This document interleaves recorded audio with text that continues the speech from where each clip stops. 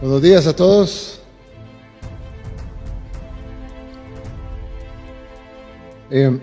Traí un discurso preparado, lo escribí ayer. Sorry if I'm speaking Spanish, but they told me that they have like 400 people. Lamento si hablo en español, pero me dijeron.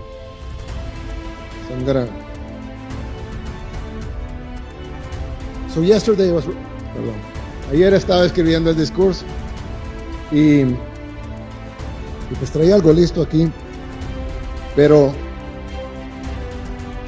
los congresistas me pidieron que hablara un poco sobre lo que hablamos ayer, en una reunión en donde estuvieron ellos, pero no estuvieron la mayoría de los que están acá ahorita, y creo que tienen razón en decir que sería interesante hablar un poco de eso. Yo les decía que yo siempre he sido creyente toda mi vida, pero en algún momento tuve dudas, digamos, de mi fe. Entiendo que la mayoría de los que están acá, pues no las han tenido. Y es una gran bendición no haberlas tenido. Pero algunos de nosotros somos menos bendecidos y hemos tenido un poco de duda. Y pues ya no las tengo en lo absoluto, por varias razones, principalmente por la gracia de Dios. Pero una de las razones, la segunda o la tercera razón más importante, es porque nosotros hemos experimentado un milagro aquí. Y no lo digo de una manera liviana, lo digo con pruebas. Yo les decía que los que hemos dudado de nuestra fe, le hemos pedido pruebas a Dios, lo cual es una arrogancia, porque nosotros no somos nadie para pedirle a Dios que nos pruebe su existencia. Somos nosotros los que necesitamos de Él.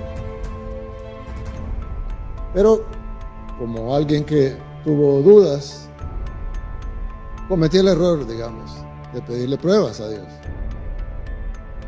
Y mi prueba personal llegó antes, pero luego vino una prueba a nivel nacional que creo que hay que dar el testimonio. Ya lo he dado otras veces en público, pero creo que hay que darlo cuando se puede y darle la gloria a Dios por las cosas que pasan. Como todos ustedes saben, El Salvador es un país que ha sufrido mucho. Tuvimos dos guerras, la guerra civil en los 80s y luego la guerra que vino después, que fue más sangrienta aún que la misma guerra civil. Fue la guerra de las pandillas, la dictadura de las pandillas, como yo le llamo.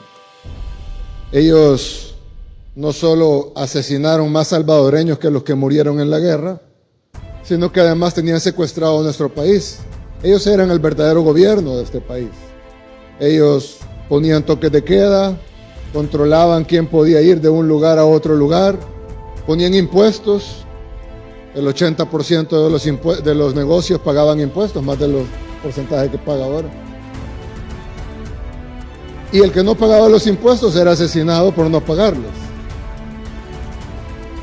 Además, cuando la gente ve las cifras y ve la cifra de homicidios, que es altísima, tan alta que era más alta de todo el mundo. Pero además de eso, hubo mucha gente que sufrió otras cosas fuera de los homicidios. Yo contaba el ejemplo de una señora una adulta mayor, que su nieto le cortó las manos, porque las pandillas le exigían que pagara la extorsión o el impuesto que habían puesto ellos. Ella no lo pagó y entonces el nieto le cortó las manos para írselo a entregar esas manos a las pandillas. La señora aún vive y trabaja haciendo barras de chocolate, pero ella es un testimonio vivo de lo que las pandillas hacían en este país. En este país había una dictadura, la dictadura de las pandillas, la dictadura del crimen, y la gente sufría esa dictadura, que además era cruel, tanto que llegaba a cortarle las manos a sus ciudadanos. Y ese fue uno de miles, de cientos de miles de casos. Los salvadoreños, la mayoría de salvadoreños, a excepción de los que tal vez son demasiado jóvenes, 10 años, 5 años, pero 95% de los salvadoreños se acuerdan de esto perfectamente. Y no hay ningún salvadoreño en ningún espectro político que lo pueda negar. Pero hubo un fin de semana, y ustedes recordarán, en 2022, donde los pandilleros decidieron arreciar una ofensiva contra el país y contra el gobierno, matando aproximadamente a un salvadoreño cada media hora. Les decía a los congresistas que ellos tienen 50 veces más población, es el equivalente a que mataran 50 salvadoreños cada media hora, 50 estadounidenses, perdón, cada media hora. Nos reunimos, era un día viernes en la noche, nos reunimos en Casa Presidencial con el Gabinete de Seguridad, cuando ya había empezado la matanza, y la matanza era al azar. Uno por un lado, otro por otro lado, otro por otro lado. Ni siquiera había una forma de enfrentarlos directamente. No es como cuando hay un ejército enemigo y uno sabe que están ahí enfrente, sino que estaban en todos lados. Y los pandilleros, como los salvadoreños bien saben, estaban en todas las comunidades. En cada calle, en cada colonia, en cada comunidad, en cada barrio, había pandilleros. Entonces era prácticamente imposible para el Estado ir a vencer a esos pandilleros, o por lo menos así se creía. Sin embargo, en esa reunión que tuvimos, a mí me dijeron personas que gracias a ellos, bueno, gracias a Dios, pero ellos como instrumentos de Dios se logró vencer ese flagelo, pero en ese momento me dijeron: presidente, vamos a tomar el control de esto. No se preocupe, mañana en la mañana esto ha parado. Hemos suspendido licencias, hemos llamado a todos los policías que estaban en sus casas en licencia, hemos concentrado a toda la fuerza, hemos concentrado igual a la Fuerza Armada, vamos a sacarlos a todo el territorio y vamos a tomar el control de esto para mañana en la mañana. Nos fuimos a las 4 de la mañana, yo me dormí como a las 5:30 y me desperté a las 10 de la mañana. Cuando yo me desperté a las 10 tenía cientos de mensajes en el celular y teníamos 20 muertos más, que para ponerlo en perspectiva equivaldría a 1000 muertos más en Estados Unidos, en porcentaje de la población. Nos reunimos de emergencia de nuevo, estábamos en la reunión y cada media hora otro homicidio, otro homicidio, otro homicidio, otro homicidio, otro homicidio. Esa misma noche se convocó una sesión de emergencia, se decretó un estado de excepción para darle más herramientas a nuestra fuerza pública. Sin embargo, en esa misma noche había otro homicidio, otro homicidio, otro homicidio, otro homicidio, otro homicidio. Y para serles sincero, yo no sabía qué hacer. Y no voy a hablar por los demás, pero creo que nadie en realidad sabíamos qué hacer. Porque no era algo convencional. Y como lo dije hace un rato, no podíamos ir a enfrentar algo que estaba enfrente, sino que era como un cáncer con metástasis, estaba en todos lados.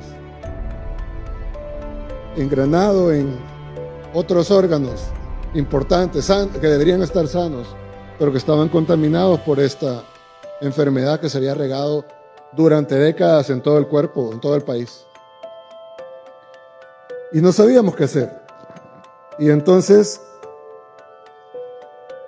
yo dije, bueno, hagamos una oración.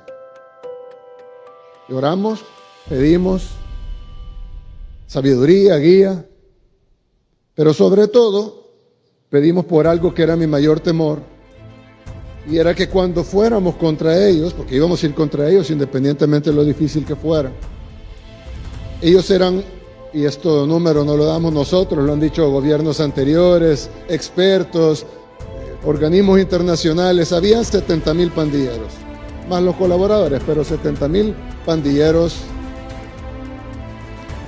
directamente. Nosotros teníamos que ir contra 70,000 de ellos, pero estaban en todos lados. Si ellos le daban la orden a los pandilleros de matar a una persona, hubiéramos tenido 70,000 muertos. si solo 1 de cada 10 hubiera seguido la orden, hubiéramos tenido 7,000 muertos. Y si solo 1 de cada 100 hubiera seguido la orden, hubiéramos tenido 700 muertos. Algo que no hubiéramos podido soportar. Entonces yo decía, ¿cómo es posible que ganemos esto? Si ellos solo tienen que dar una orden y ganarnos. Entonces, le pedimos a Dios por guía, le pedimos sabiduría, pero también le pedimos que las bajas humanas fueran mínimas. Sin embargo, estábamos sabedores, o así pensábamos, que serían muchas. Pero no teníamos otra opción. Tomamos la decisión difícil de hacerlo y sabiendo que iban a haber muchas bajas, miles probablemente. No hubo ninguno. Nuestra guerra contra las pandillas no tuvo una tan sola baja civil. Al día de hoy, nuestra guerra contra las pandillas no tuvo una tan sola baja civil. Yo no sé cómo explicarlo, más que porque fue la mano de Dios. Y nadie puede dudarlo. Es una prueba fehaciente de que Dios obra cuando se le pide con fe y no hay forma que nadie lo niegue. De hecho, si alguien lo quiere negar, yo les digo, bueno, venga y explíqueme cómo pasó entonces, porque yo le puedo poner 100 expertos y nadie va a saber explicar qué pasó. Nosotros hemos tratado de ayudar a otros países a que repliquen lo que pasó en El Salvador. Hemos enviado equipos, hemos trabajado en conjunto, hemos compartido toda la información, todos los planes, hasta los diseños de cárcel, etc. Y va a ser muy útil en muchos países, estoy seguro que sí. Pero hasta ahora ningún país ha logrado replicarlo. Y creo que la razón es porque se debe incluir como pilar fundamental la oración y pedirle a Dios que guíe el plan. De hecho, nosotros cada vez que decíamos algo, yo ponía, siempre que publicaba algo en redes sociales, ponía, Dios guía nuestro plan. Pero yo lo decía en forma de una petición. En español, Dios guía nuestro plan significa, Dios, por favor, guía nuestro plan. Pero también en español significa, visto escrito, que Dios está guiando nuestro plan.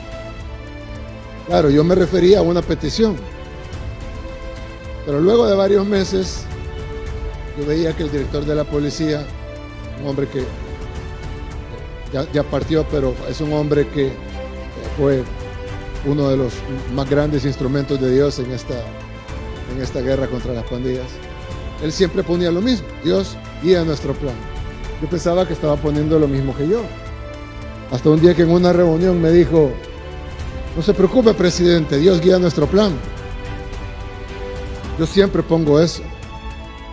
Yo le dije, no, es Dios guía nuestro plan. Y él me dijo, no, es que Dios está guiando nuestro plan.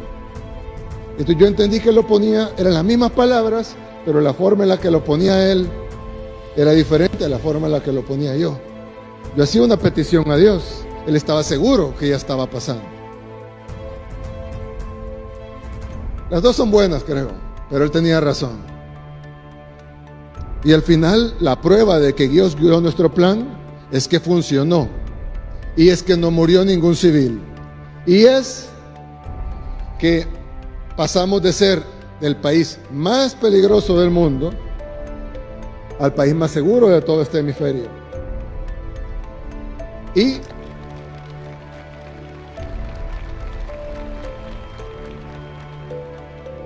les decía yo, en un evento de pastores, de hecho, les decía, ¿por qué El Salvador? Porque Dios pudo haber hecho esto en Suecia, de seguro, ¿no? Tienen un gran problema de crimen allá en Suecia. Atentados de bombas, más de 100 en el año. Pero arreglar Suecia no suena tanto al gran milagro. Suena como que se puede hacer, ¿no? Pero arreglar El Salvador, que tenía el doble de la tasa de homicidios que tiene Haití el día de hoy. Cuando pensamos en Haití, pensamos en un país donde no se puede vivir. Oh, pobrecitos los haitianos. Ellos no pueden. ¿Cómo hacen para vivir en ese país? Pues El Salvador tenía el doble de la tasa de homicidios que tiene Haití ahora. O sea, nosotros vivíamos en 2 veces el infierno que viven en Haití ahora. El doble. Si alguien piensa que es imposible vivir en Haití, multiplique por 2 la dificultad de vivir en El Salvador en ese tiempo. Transformar eso, el país más peligroso del mundo, en lo que es hoy, es el milagro más claro. Si Dios agarraba lo que ya estaba más o menos bien y lo perfeccionaba, sí, era un milagro. Pero si Dios agarraba lo peor y lo convertía en seguridad, en lo mejor, entonces es un ejemplo de milagro. Sin ninguna duda. Y con pruebas. ¿Cuáles son las pruebas? No solo el gran hecho, sino que los que supuestamente lo hicimos, tenemos que confesar que no sabemos cómo pasó. Y no hay nadie que pueda venir a explicar cómo pasó de otra manera que no sea un milagro. Y nosotros vimos cómo cambió del día a la noche después de nuestra oración. Pararon los homicidios. Y no pararon solo ese día, pararon para siempre. Y a veces pienso, ¿por qué Dios nos dio ese regalo? ¿Por qué Dios nos dio ese milagro? En parte creo que es porque lo que dije, ¿no? Cambiar el peor al mejor. Pero creo que también es nuestra responsabilidad darle la gloria y dar el testimonio de lo que pasó. Para que los demás sepan que Dios puede sanar cualquier tierra. Solo hay que pedirle con fe. Lo dice la Biblia ya escrita hace mucho tiempo, no es necesario que yo se lo diga. Pero si Dios obró acá, pues es mi responsabilidad decirlo también y darle la gloria a Él.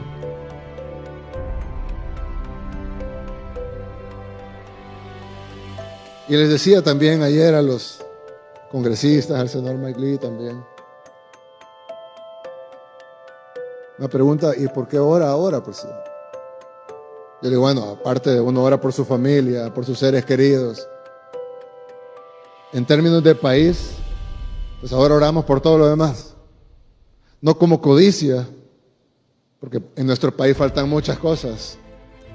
Mejor salud, mejor educación, mejor economía, una mejor calidad de vida, aunque ya mejoró mucho la calidad de vida al pasar de vivir en el doble de Haití a vivir en el país más seguro del continente. Pero faltan muchas cosas que queremos hacer y ahora oramos por ellas. No con codicia ni con avaricia, porque hay que agradecerle a Dios por lo que ya tenemos. Pero sí con fe, que Dios pueda obrar aún mucho más en nuestro país y siempre le vamos a dar la gloria a Él cuando esas cosas pasen. Pero Dios sabe los tiempos y los tiempos de Dios son perfectos.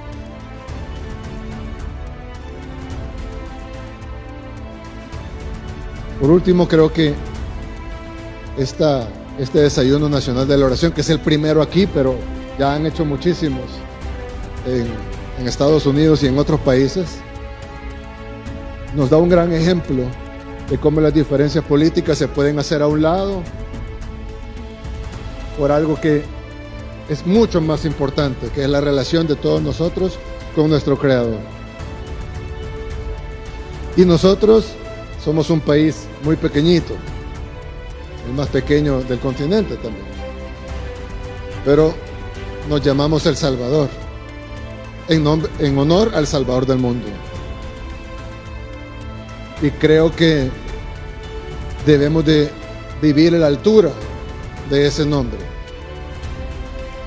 y podernos unir todos bajo la sombra de nuestro Dios es algo que no solo nos va a traer un gran beneficio, sino que es lo menos que podemos hacer para estar a la altura del nombre que Dios escogió para nuestra nación. Así que gracias por traernos esa inspiración a nosotros. Vamos a continuarla, por supuesto, con el apoyo de ustedes. Y vamos a darle siempre la gloria a Dios y pedirle siempre que saque adelante a nuestro país. Así que muchas gracias a todos. Que Dios bendiga aquí a todos los invitados, a sus corazones, a sus familias. Que Dios nos dé sabiduría, discernimiento, guía, paciencia. Que Dios bendiga a nuestros invitados que nos han traído no solo a compartir la palabra de Dios, sino también esta hermosa costumbre que tienen ustedes y que nosotros vamos a aprender de ella. Y que Dios bendiga a nuestros países. Muchas gracias.